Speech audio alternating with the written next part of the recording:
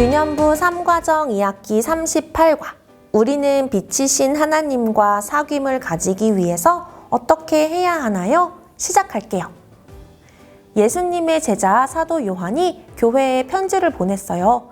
오늘은 사도 요한의 편지를 통해 하나님과 다시 가까워지려면 어떻게 해야 하는지 함께 배울 거예요. 38과 요절 암송 카드를 뜯고 고리에 끼워요. 그리고 요절 말씀을 함께 읽어요. 그가 빛 가운데 계신 것 같이 우리도 빛 가운데 행하면 우리가 서로 사귐이 있고 그 아들 예수의 피가 우리를 모든 죄에서 깨끗하게 하실 것이요. 요한일서 1장 7절 말씀. 아멘. 하나님은 빛이시고 우리는 빛의 자녀예요. 그러므로 죄를 따르는 어둠을 버리고 빛 가운데서 행해야 해요. 말로는 하나님과 사귐이 있다고 말하면서 죄 가운데 행동하는 것은 거짓말하고 진리를 따라 살지 않는 거예요. 죄가 없다고 말하는 사람은 스스로를 속이는 자예요. 우리는 하나님 앞에 죄인임을 인정해야 해요. 우리가 하나님께 죄를 고백하면 하나님은 우리의 죄를 용서해 주세요. 우리는 하나님과 참된 사귐을 가질 수 있어요. 기억하기 함께 볼게요. 기억하기에 있는 사람들의 표정이 어떤가요? 행복해 보이지 않고 고민이 있는 표정이에요. 이 사람들은 모두 하나님을 믿는데 고민이 생겼어요.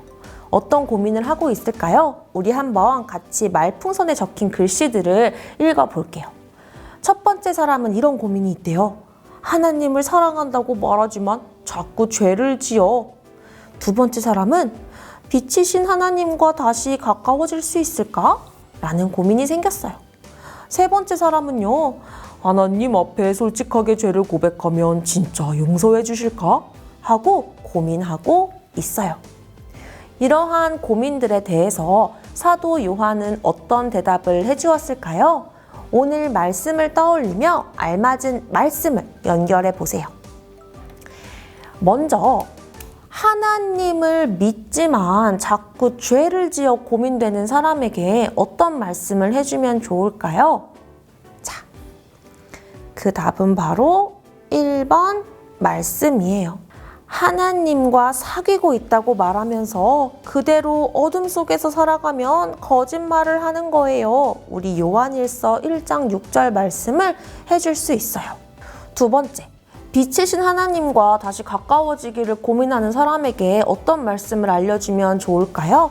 답은 바로 요한일서 1장 7절 말씀이죠. 우리가 빛 가운데 행하면 하나님과 우리 안에 사귐이 있어요 라고 말해줄 수 있어요.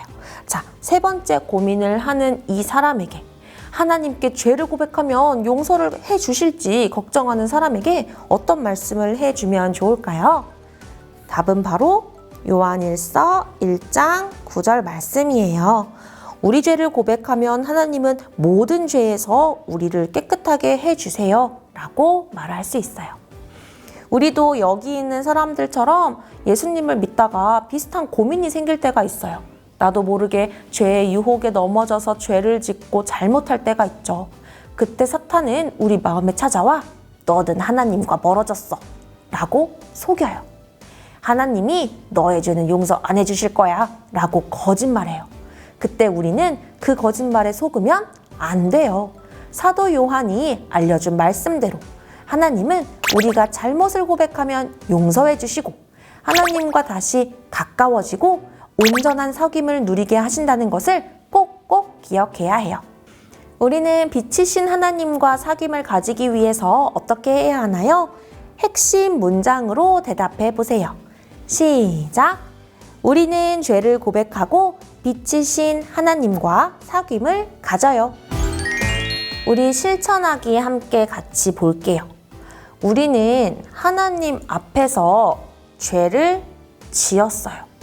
표 안에는 죄를 지었을 때 우리가 할 수 있는 여러 가지 모습이 있어요. 죄를 숨기기도 하고요. 다른 사람에게 잘못을 탓하기도 해요. 내가 한 일이 아니라고 거짓말을 하기도 하죠. 또 잘못을 고백하고 바른 길로 돌이킬 수도 있어요. 표 안에 있는 선택을 했을 때 우리와 하나님과의 관계는 어떻게 될지 생각해보고 각 칸에 어울리는 하나님과의 관계 스티커를 부록에서 찾아서 붙여보세요. 먼저 죄를 지었을 때, 죄를 숨긴다면 하나님과의 관계는 어떻게 될까요? 더 가까워질까요? 아니면 온전한 사귐이 있을까요? 아니죠. 맞아요. 마음이 불편하거나 괴로울 거예요. 선생님은 여기다가 괴로워요 스티커를 한번 붙여볼게요. 자, 두 번째. 만약에 내가 한 잘못을 다른 사람 탓을 한다면 하나님과의 관계는 어떻게 될까요? 제 생각에는 하나님과의 관계는 더 멀어지게 될 것 같아요. 그리고 내가 죄를 지었는데 내가 한 일이 아니라고 거짓말하면 또 하나님과의 관계는 어떻게 될까요? 지금 당장은 벌을 피할 것 같지만 하나님과의 관계는 더 멀어지고 그래서 마음이 불편할 거예요.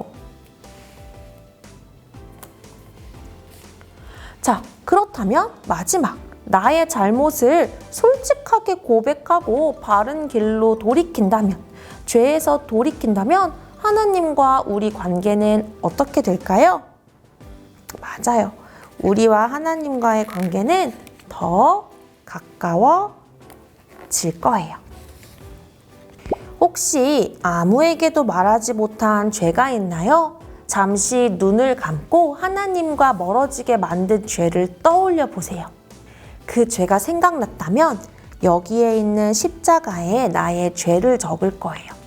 이 십자가 위에 적은 죄는 아무도 볼 수 없고 오직 하나님만 볼 수 있어요. 그러니까 우리 친구들도 다른 사람 거 보지 말고 자기 죄만 여기에 한번 적어 볼게요. 선생님은 다른 사람을 미워하고 욕하고 정죄한 죄가 있어요.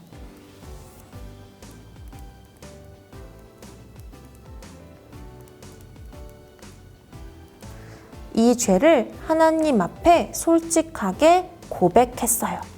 그러면 하나님은 우리에게 어떻게 말씀해 주실까요? 부록 스티커에 하나님의 대답 스티커가 있어요. 나의 죄를 적은 십자가 위에 하나님의 대답 스티커를 한번 붙여볼게요.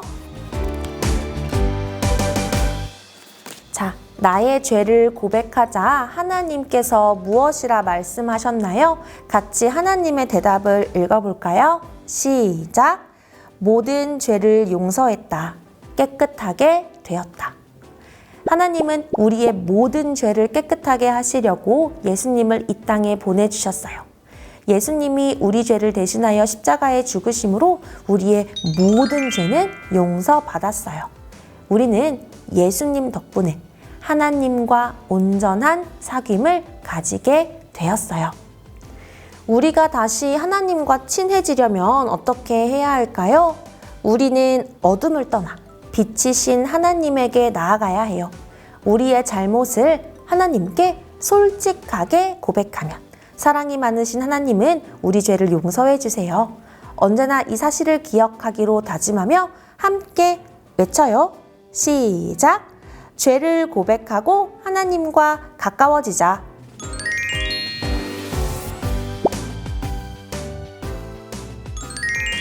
함께 기도할게요. 하나님 아버지, 우리를 하나님 자녀로 불러주셔서 감사합니다. 우리는 때로 죄를 짓고 잘못할 때가 있어요. 죄 때문에 걱정되고 두려운 마음이 생길 때 죄를 숨기고 거짓말하는 것이 아니라 하나님 앞에 죄를 솔직하게 고백할 수 있는 용기를 주세요. 하나님과 더 가까워지는 우리가 되게 도와주세요. 예수님의 이름으로 기도합니다. 아멘.